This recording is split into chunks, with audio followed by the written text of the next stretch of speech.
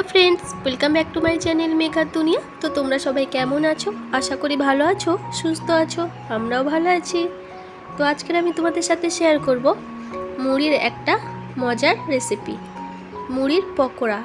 এটা আমার চ্যানেলে ফার্স্ট টাইম, আর এটা ছিল রিকোয়েস্টটা করেছে আমার ভাই। রিকোয়েস্ট আবার আবদারও বলতে পারো। দিদির কাছে আবদার করেছে যে তুই একটা মুড়ি রেসিপি করে দে। তো যখন আবদার করেছে, ভাইয়ের আবদার তো রাখতেই হচ্ছে। তো অনেক ভেবে দেখলাম মুড়ির আর কী রেসিপি দেওয়া যায়। চলো ঠিক আছে, একটা ইউনিক রেসিপি, আমার চ্যানেলে তো ফার্স্ট, তো ভাবলাম চলো তোমাদের সাথে শেয়ার করি। দারুণ খেতে হয়, আর বাচ্চা বড়রা সবাই পছন্দ করবে। তো চলো কিভাবে বানাচ্ছি তোমাদের সাথে শেয়ার করি। তোমরা প্লিজ একটা লাইক দিয়ে দেখা স্টার্ট করো আর পুরো ভিডিওটা দেখতে থাকো। তো মুড়ির পকোড়া বানানোর জন্য অবশ্যই মুড়ি লাগছে। মুড়িটা তোমরা তোমাদের পরিমাণ মতো নিও, আমি আমার পরিমাণ মতো নিয়ে নিয়েছি। আর এখন মুড়িটাকে আমি পাউডার করে নেব। খুব পাউডার করব না, আমি একটু দেখিয়ে দিচ্ছি তোমাদেরকে। এই যে কতটা পাউডার করেছি, একটু কিন্তু গোটা গোটা রয়েছে, একদমই পাউডার করিনি। একটু গোটা গোটা থাকবে, তবেই কিন্তু খেতে ভালো লাগবে। তো মুড়িটাকে দেখো আমি এইভাবে কিন্তু পাউডার করে নিয়েছি। আর এখন মুড়ির সাথে আমি কি কি মিক্স করছি দেখতে থাকো। ফার্স্টেই আমি দিলাম দেখো পেঁয়াজ কুচি, তারপরে দিলাম কাঁচা লঙ্কা কুচি। কাঁচা লঙ্কাটা তোমরা যেমন ঝাল খাও তেমনই ইউজ করবে। তারপরে দিয়ে দিলাম আদা রসুন পেস্ট, দুটো মিলিয়ে কিন্তু 1 চামচের মতো। তো আদা রসুনের পেস্টটা দিয়ে দিলাম। এরপর দিয়ে দিলাম ধনে পাতা কুচি। এরপর দিয়ে দিলাম গরম মশলা পাউডার। এরপর দিয়ে দিলাম স্বাদ মতো নুন, দিয়ে দিলাম সামান্য হলুদ গুঁড়ো, দিয়ে দিলাম সামান্য লঙ্কা গুঁড়ো। আমি কাঁচা লঙ্কাটা বেশি দিয়েছি, যেহেতু আমরা একটু ঝাল বেশি খাই। তো তোমরা তোমাদের মতন ঝালটা ইউজ করো। আর বাইন্ডিংয়ের জন্য আমি দিচ্ছি ময়দা। তোমরা চাইলে বেসন ইউজ করতে পারো বা কর্নফ্লাওয়ারও ইউজ করতে পারো। এরপর আমি দিয়ে দিলাম একটা গোটা সিদ্ধ আলু, অর্ধেক করা আছে। তো এই সব উপকরণগুলো আমি এখন ভালো করে মাখাবো। বাটিতে ছোট পড়ে যাচ্ছিল, এর জন্য আমি থালাতে ঢেলে নিয়েছি। আর লাস্টে দেখো একটা কাঁচা ডিম দিয়ে দিলাম। কাঁচা ডিমটা দিয়ে এবারে আমি খুব ভালো করে হাতের সাহায্যে সব উপকরণগুলো মাখিয়ে নেব।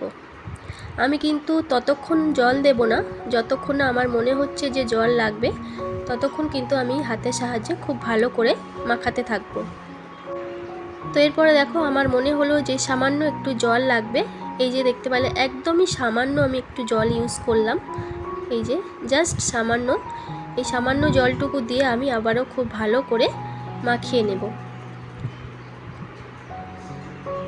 ব্যাস মাখানো হয়ে গেছে।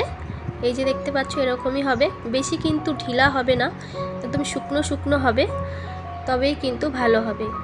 তো আমার মাখানো রেডি হয়ে গেছে।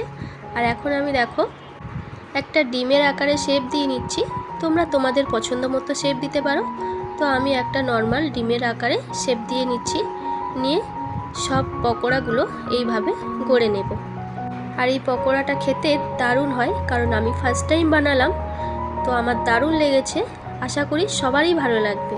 তো দেখো কথা বলতে বলতে কিন্তু আমার পকোড়াগুলো গড়া হয়ে গেছে।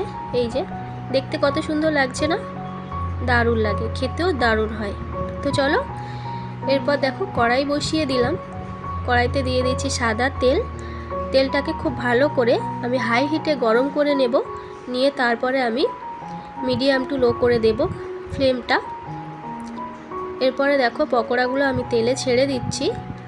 আর ফ্লেমটা কিন্তু মিডিয়াম টু লোতে থাকবে, হাই হিটে কিন্তু ভাজা যাবে না, তাহলে উপরটা ভাজা হয়ে যাবে আর ভিতরটা কাঁচা থেকে যাবে, তখন কিন্তু খেতে ভালো লাগবে না। এইভাবে করে পকোড়াগুলো ভেজে নিতে হবে, গোল্ডেন ব্রাউন করে ভেজে নিতে হবে। একটু টাইম নিয়ে ভেজে নিতে হবে, তাড়াহুড়ো করে ভাজলে ভালো লাগবে না খেতে। তো দেখো আমি হালকা হাতে খুন্তি দিয়ে একটু উল্টে পাল্টে দিচ্ছিলাম। এই যে একটু হালকা হাতে কিন্তু আমি উল্টে পাল্টে দিচ্ছিলাম। তো চলো ব্রাউন করে ভেজে নিই। আর পকোড়াটা বাচ্চা থেকে শুরু করে বড়রা সবাই কিন্তু পছন্দ করবে। সন্ধ্যের টিফিনে চায়ের সাথে কফির সাথে কিন্তু, এমনকি শুধু শুধু খেতে কিন্তু দারুণ লাগে। তো দেখো কথা বলতে বলতে কিন্তু আমার পকোড়াগুলো ভাজা হয়ে গেছে। এই যে ব্রাউন ব্রাউন করে ভেজে নিয়েছি আমি পকোড়াগুলো। এখন আমি ফ্লেমটা অফ করে দেব। আর দেখতে কত সুন্দর লাগছে না? আর দারুণ একটা সেন্ট বেরোচ্ছিল।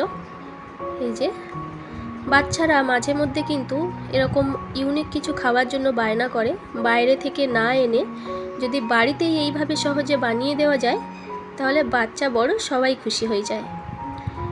তো পকোড়াগুলো আমি এখন এক এক করে তেল থেকে তুলে নেব।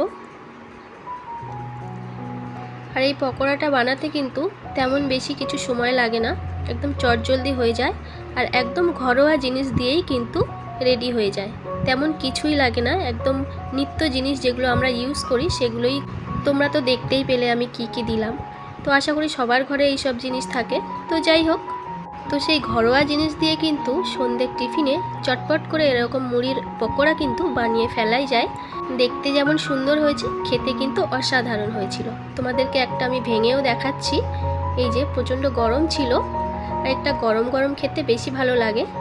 এই যে তোমাদেরকে একটা ভেঙে দেখালাম, আর খুবই মুচমুচে হয়েছিল, খেতে দারুণ হয়েছিল। তো তোমাদের কেমন লাগলো মুড়ির পকোড়া রেসিপি, বা কারা কারা খেয়েছো অবশ্যই কমেন্ট করে জানাবে। ভালো লাগলে একটা লাইক করে দিও, আর আমার চ্যানেলে নতুন বন্ধু হলে চ্যানেলটি সাবস্ক্রাইব করে দিও। পাশে থাকা বেল আইকনটি ক্লিক করে নোটিফিকেশানটা অল করে দিও, যাতে আমার পরের ভিডিও সব থেকে আগে তোমার কাছে পৌঁছে যায়। নতুন বন্ধু পুরনো বন্ধু সবাইকে অনেক অনেক ভালোবাসা। সবাই ভালো থেকো, সুস্থ থেকো। নেক্সট ভিডিওতে খুব তাড়াতাড়ি দেখা হবে। এখনকার মতো টাটা।